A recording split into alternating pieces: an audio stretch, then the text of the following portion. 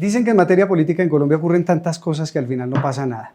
Viene un escándalo y no hemos terminado de digerirlo, de entenderlo cuando llega el otro, y luego el otro, y el otro. Y así se nos pasa el tiempo, incluso en los medios de comunicación. Peligrosísimo comportamiento en época en la cual la gente se informa especialmente a través de titulares y en la cual nos toca luchar contra la desinformación promovida, entre otros, por las redes sociales. Por eso es bien importante tener en cuenta que en los medios de comunicación hay unas secciones que hacen noticias y hay otra profundamente clave que es la de opinión.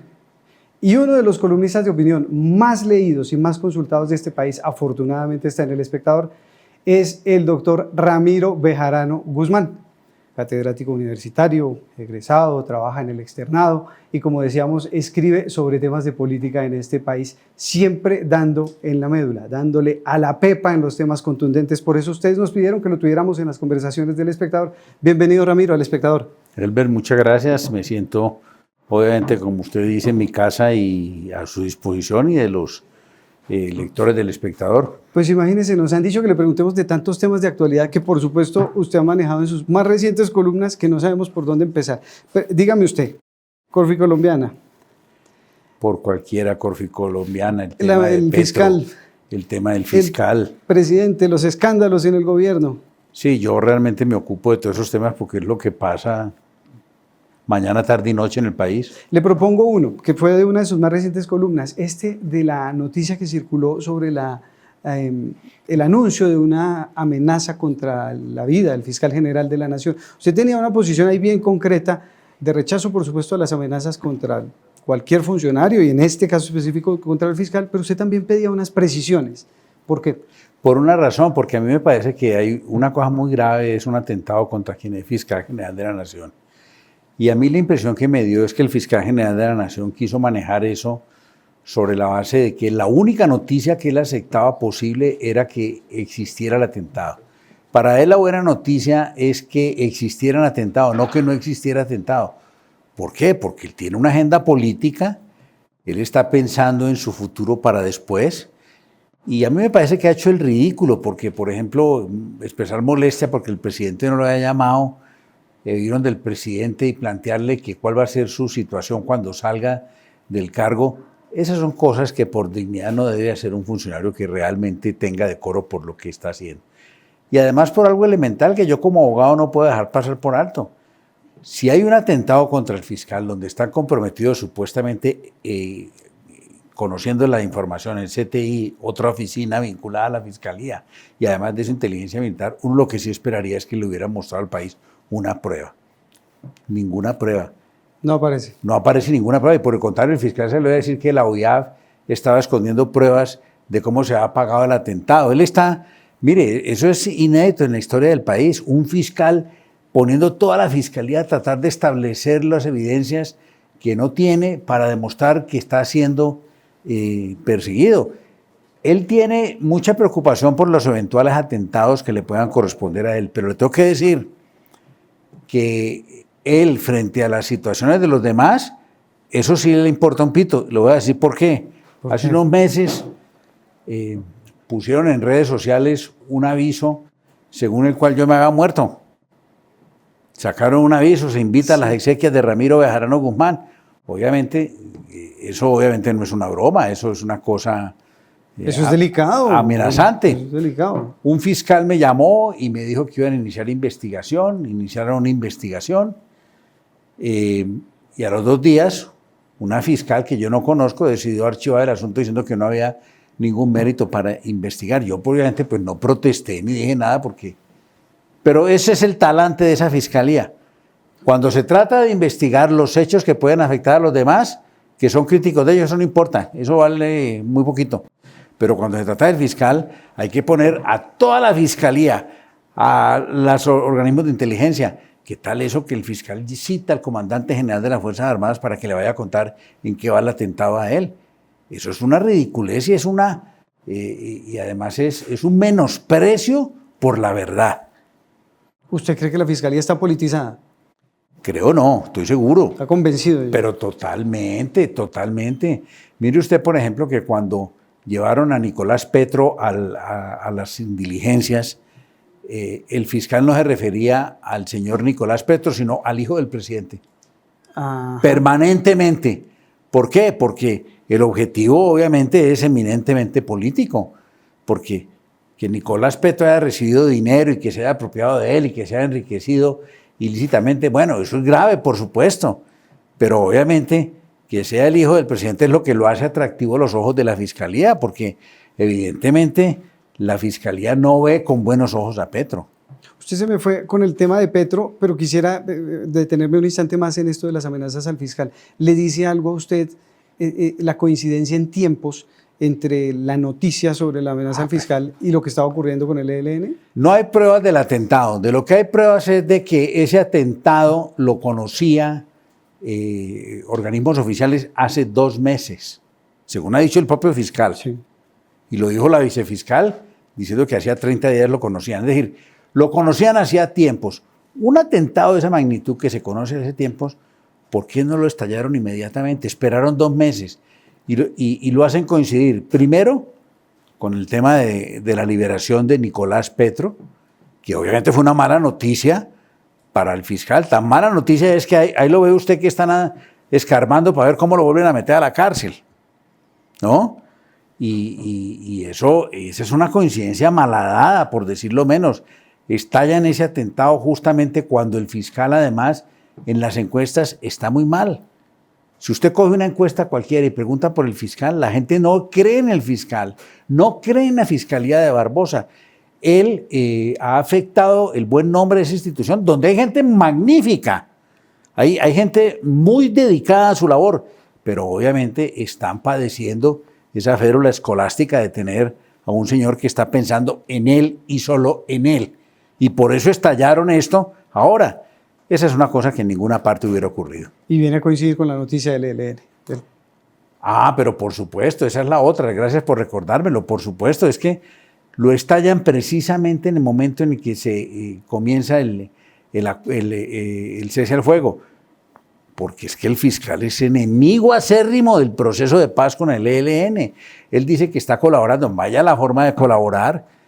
No ha hecho sino decir que el gobierno negocia con narcotraficantes, que el gobierno está dedicado a entregarle al país a la delincuencia. Él no ha hecho ninguna colaboración, ha asumido las veces de un actor político y actor político del uribismo. Él es un hombre en la Fiscalía General de la Nación, expresión de la más rancia ultraderecha. Él ha tenido una virtud, toda la vida ha sido un camaleón. Él estuvo con Álvaro Leiva, estuvo con Humberto de la Calle, estuvo con Germán Vargas Lleras y terminó finalmente donde Duque. Él ha paseado de mucho grupo en grupo. Ahora, quién sabe a dónde le está apuntando. Yo creo que él está pensando en que él va a salir de allí convertido en jefe político y se hará la reflexión sencilla. Si pudo mi compañero de pupitre Duque, dirá él, ¿no? Y seguramente él dirá pues que él es mucho mejor que Duque porque tiene más doctorados y es profesor y ha escrito no sé cuántos libros y ha estado en universidades. En cambio, pues Duque era un funcionario de menor rango en el BID. Pues seguramente Barbosa dirá, si pudo Duque, ¿por qué no yo? Usted nos recuerda que él estuvo con Álvaro Leiva. Por estos días como que no se quieren mucho con Leiva, ¿no? A juzgar por los... A Barbosa le ha pasado una cosa muy complicada. Él ha hecho de ese cargo el mejor escenario para que no lo quiera nadie.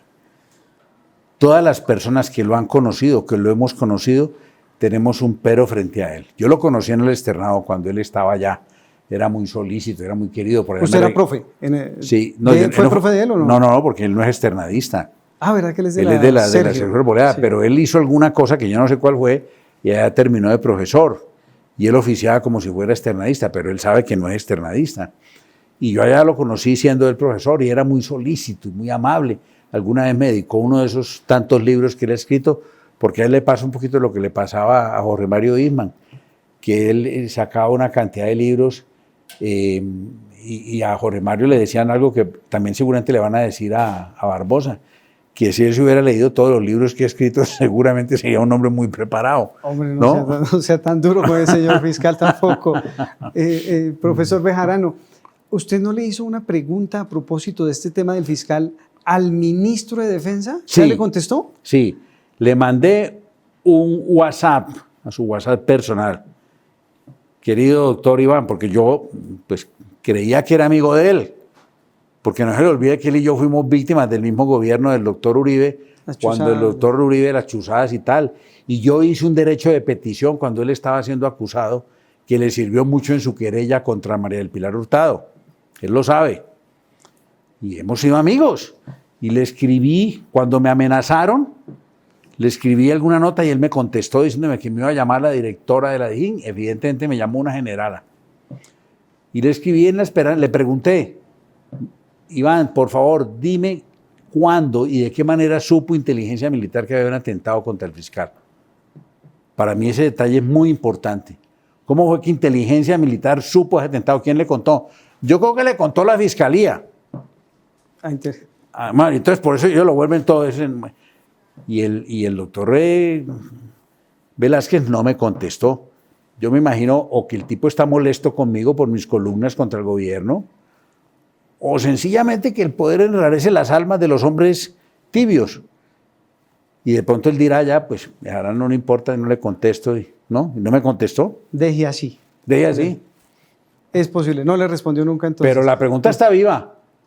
¿Quién le contó a inteligencia militar? Porque si inteligencia militar le contó a la fiscalía, ese es un circuito cerrado. La fiscalía dice que van a atentar contra el fiscal. La fiscalía le cuenta a otra organización, esa organización dice que sí. Y esa fiscalía va y le cuenta a inteligencia militar dice que sí. Y por eso no ha salido ninguna prueba. Todos entre todos diciendo que sí y ninguno tiene pruebas.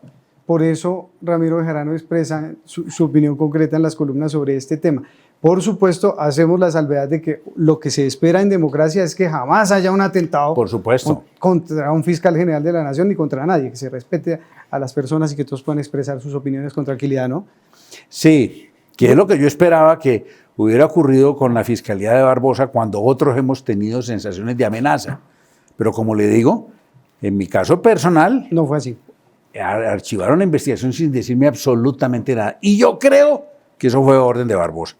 Dejemos quieto al fiscal general por un instante y miremos, regáleme usted por favor su opinión sobre estas noticias de la última semana sobre el caso de Corfi Colombiana y demás, funcionarios mencionados, acuerdo en Estados Unidos.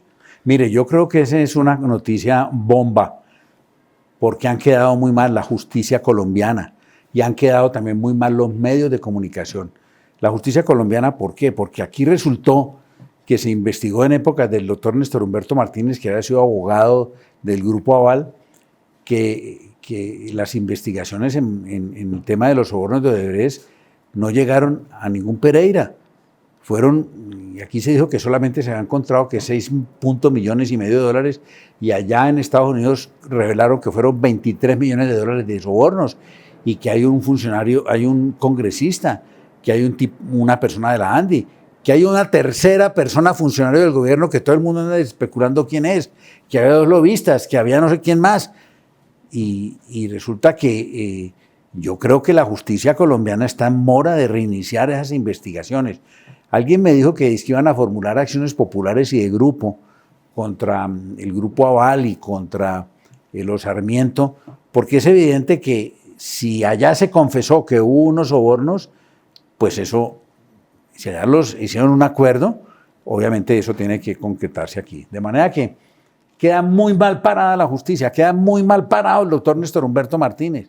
Fíjese que está callado, no ha dicho ni mu. No ha hablado, ¿no? No ha hablado, lo único que ha hablado ahora es el señor Melo, que salió en estos días con un comunicado diciendo que nada de lo que pasaba en Estados Unidos es cierto. Yo eso lo entiendo como una estrategia de él, porque es que él está detenido, tiene unos procesos todavía vigentes, y él espera que no le vayan a trasladar esas pruebas y den por cierto que hubo sobornos, porque eso lo perjudica a él. Pero lo que me sorprende es que el Grupo Aval y los Sarmiento, ante semejante acusación, no hayan salido a decir que eso no es cierto. Están callados. Y perdóneme que le interrumpa, porque usted mencionó, dijo, queda muy mal la justicia, pero usted también dijo, quedan mal los medios. Claro. Entonces no quisiera que pase por alto que digan que se me olvidó preguntarle por qué los medios. No, ya iba para allá. Porque usted vio que, por ejemplo, el diario El Tiempo, que es propiedad de los señores Sarmiento, titularon: se termina el juicio contra el Grupo Aval en Estados Unidos. Se paga una multa y se termina el proceso. Eso es mentira, porque el proceso no ha terminado. Lo que ha pasado es que llegaron a un acuerdo consistente en que el Grupo Aval paga 60 millones de una multa y se esperan 3 años a ver si cumple otras obligaciones. Si las cumple, se terminará el proceso, pero en el entretanto tendrá que colaborar con esa justicia, tendrá que dar datos, tendrá que hacer una cantidad de averiguaciones, luego el proceso no está concluido. Pero así lo presentaron. Y algunos otros medios de comunicación cayeron en ese mismo ardid de decir, no, es que quedó liberado. No es cierto. Lo que se ha demostrado es que hubo sobornos, que esos sobornos no han sido establecidos por la justicia colombiana, que la justicia colombiana ha sido tolerante con ellos. Inclusive en estos días el Consejo de Estado revoca una multa que se le había impuesto al Grupo Aval. Es decir, toda la justicia tiene mucho que dar explicaciones de esto, pero los medios solamente después de que la gente leyó muy bien lo que ha pasado en Estados Unidos, ya la gente empezó a decir, y algunos columnistas, por ejemplo, mi hija Ana Bejarano, que escribe en Los Danieles, escribió una columna un domingo diciendo el tema de Corfi Colombiana, mostrando pues la equivocación de esto, y ya empezaron otros comunicadores a hablar. Es decir, otros comunicadores que no están al servicio de esos intereses han contribuido a develar lo que realmente pasó en Estados Unidos. Pero lo que es la gran prensa, el tiempo realmente hizo una cosa que debería ser objeto de censura, no en el sentido de que le cuarten la libertad de expresión y la de prensa, sino de que la gente repudie que desinformen de esa manera. Eso no puede ser posible. Judicialmente entonces judicialmente ya uno no sabe cómo decirlo, pero digamos en Colombia queda la pregunta de que hubo unos que pagaron un soborno, ¿cierto? Y la pregunta sería, ¿a quiénes? ¿A quiénes le pagaron el soborno? Claro, yo creo que eso sí lo saben en Estados Unidos, pero le voy a decir otra cosa, lo deben saber los señores Sarmiento. Los señores Sarmiento en ese proceso tuvieron que haber visto pruebas. Recuerde usted que el señor Sarmiento cuando estalló este problema, ¿qué dijo? Con una actitud un poquito medio de humor, que algunos interpretaron como una actitud cínica, porque por aquellos días el presidente había dicho, yo no me enteré de este asunto. ¿Se acuerda que el presidente en algún momento dijo que no se había enterado del tema de la propaganda que le habían pagado durante la campaña electoral? Entonces Sarmiento salió y dijo lo mismo, ¿no? Yo puedo decir como el presidente que tampoco me estoy enterando apenas.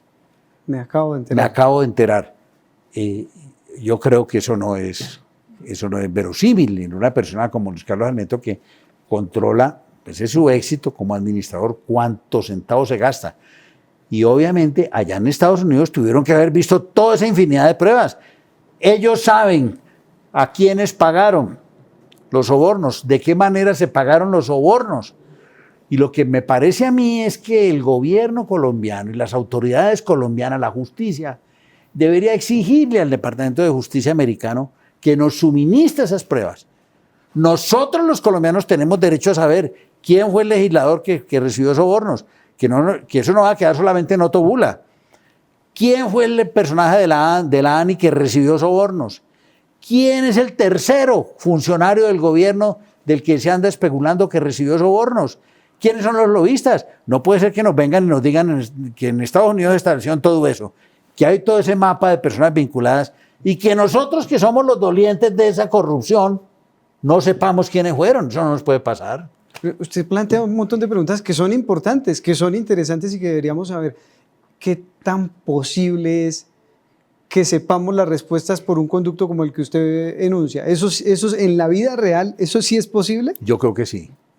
Con fruto de la cooperación internacional tendría que ser posible. Yo creo que el acuerdo que ellos hicieron, lo hicieron con las autoridades americanas a espaldas del gobierno colombiano, a espaldas de los colombianos. Y yo creo que los colombianos no nos pueden hacer eso.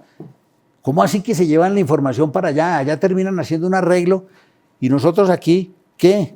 Hay una gente presa menor, debe haber gente muy importante metida en esto. Nos falta mucho por saber. Como en todos los escándalos, siempre nos falta mucho por saber. Claro, ¿no? pero yo creo que aquí están cogidos. Ah, usted dice que están cogidos. Están cogidos porque es que allá en Estados Unidos tienen eso y eso en cualquier momento se filtra. y empieza a salir. Pues son las reflexiones de Ramiro Bejarano. Ya le hablamos de 2 temas, déjenme tocar uno más. Este de los también sonados casos de los escándalos contra la familia presidencial, en el caso del señor Nicolás Petro, que eso sí ha tenido mucha resonancia en los medios de comunicación. ¿Usted cómo ve ese caso específico? ¿Cuál es su lectura del caso específico de si hay pruebas o no hay pruebas, de que el señor ya esté libre? En fin, ¿esto para dónde va? A ver, yo creo que es un caso grave, sin duda. Lo que me parece es que el talante politizado del proceso le ha quitado seriedad y le ha quitado contundencia. Porque evidentemente, fíjese que un juez dijo, cuando le pide el fiscal que lo deje preso domiciliariamente, el juez dijo, no hay necesidad, el tipo no es una amenaza para la sociedad, tampoco se va a volar y tampoco está obstruyendo la práctica de pruebas, que son los 3 elementos que permiten que una persona sea capturada, porque la idea de la ley es que las personas enfrenten los juicios en libertad, salvo estas excepciones. Y cuando se va disminuyendo todas esas cosas por arreglos que están haciendo, van y le piden al juez, señor, déjelo preso aunque sea domiciliariamente y libere a Daisuris. ¿Y qué hizo el juez? Los dejó libres a ambos. Y entonces, ¿que son graves los hechos? Claro que son graves, pero también es muy grave la politización de ese asunto. Lo que le decía hace un momento, el fiscal que estaba manejando el caso, de quien yo tengo buena opinión por las referencias que tengo de él, sin duda sí dejó ver el sesgo, porque cuando se refería a Nicolás Petro, no se refería al indiciado, al sindicado, ni a Nicolás Petro, sino al hijo del presidente, lo cual le mostraba que eso tenía un propósito. Yo creo que la utilización política ha afectado la investigación, porque sí hay unos elementos, por ejemplo, la captura espectacular de Nicolás Petro y de la ex señora de él, y la manera como mandaron casi no sé cuántas personas de la fiscalía y llegaron allá y parece que tomaron grabaciones de la nueva pareja del señor Nicolás Petro en paños menores, lo sacan en una espectacularidad, lo traen, tuvieron los medios de comunicación, todos los reflectores puestos en él como 8 días y al final el señor sale. Y fíjense que entonces ahora la fiscalía retoma el asunto y dice, no, es que está comprometido en otras cosas, porque han aparecido otras cosas. Y seguramente le van a inventar otro proceso, va a iniciar otro proceso, que a lo mejor tienen pruebas de eso. Pero lo que el ciudadano común y corriente no le puede comprender es, bueno, ¿por qué no juntaron todo? ¿Y por qué no lo hicieron con discreción? ¿Por qué esa espectacularidad? ¿Y por qué tratar al señor Nicolás Petro siempre como hijo del presidente? Porque había que vender la imagen que detrás de todo esto, el afectado es Petro. Esa es mi lectura. Esa es su lectura. Y ahora, en las últimas horas, justo es como decíamos al comienzo, no ha terminado un escándalo, un problema, y ya viene el otro y el otro, y nos quedamos en análisis muchas veces, y yo creo que a ustedes, los columnistas, no les da tampoco el tiempo. Salió un tema de Yopal, del Casanare, la campaña del presidencial de Gustavo Petro en Casanare, y entonces otra vez, aparentes sucesos, aparentes hechos, supuestas, un caso más que pone de alguna manera en entredicho el tema de la financiación de la campaña, que va para ese lado, ¿no? Yo tengo mucho respeto por el periodista Ricardo Calderón en Caracol Radio, que fue el que emitió esta noticia. Pero tengo que decir que después oí las explicaciones que dio el doctor Noriega, que fue mi alumno en el externado, un hombre reposado, tranquilo, y a mí no me parecieron disparatadas las explicaciones que él dio. Yo creo que evidentemente, como se presenta el asunto, hay un tema complicado que ameritaba investigación y que ameritaba que se publicara. Pero creo que la campaña, por lo menos en lo que hizo el doctor Noriega, ese tema es defendible, se puede presentar de distintas maneras. Es decir, yo veo que allí pudieron cometerse unas imprudencias, pero no está comprometido el nombre del doctor Petro. No está comprometido el nombre del presidente de Ecopetrol. Puede que allá en la provincia hubiera ocurrido alguna cosa complicada, pero hasta allá eso es una cosa, pero no creo que nadie pueda decir es que Petro recibió directamente de un mafioso en Casanare la suma de tanto o que eso entró a la campaña. Yo veo que eso no está establecido. Hay que esperar las investigaciones, entonces a ver qué dicen. Pues sí. A ver qué sale. Sí, es cierto. Eso hay que esperarlo. Pero por lo pronto la explicación que dio el doctor Noriega ayer en una entrevista que hicieron en Caracol, a mí, pues si no me convenció, me pareció que lo que él hizo fue dejar de lado la espectacularidad de la noticia y mostrar que hay una posibilidad de analizarla de otra manera y con otros elementos. Y ahí queda entonces el punto. Pero como decíamos, son muchos temas y lo hemos visto a usted dándole, así como ha mencionado en esta conversación, algunos temas en los cuales de alguna manera nos da a entender que el gobierno está siendo atacado. Usted también en sus columnas le ha dado garrote al gobierno, a Petro, y duro. Sí, por una razón. Cuando yo no voté por Petro en la primera vuelta, y para la segunda vuelta el drama era Petro o ese chisgarabí de Rodolfo Hernández que me parecía terrible. Y hay muchos amigos míos que se fueron con él y yo dije, no, eso no puede sucederle a esta democracia, pues. Y yo dije, bueno, entre Hernández y Petro, pues yo sí prefiero a Petro, que por lo menos tiene noción de Estado, que fue un senador aguerrido y todo eso. Y fuera de eso, Petro pues es externadista, él es economista del externado de Colombia. Y entonces yo en mi columna dije, hay que votar por él. Y yo creo que muchos liberales y muchas fuerzas progresistas votamos por Petro para que no llegara Hernández. Yo no voté por Petro porque ese día de las elecciones estaba en el Reino Unido, estaba en Escocia.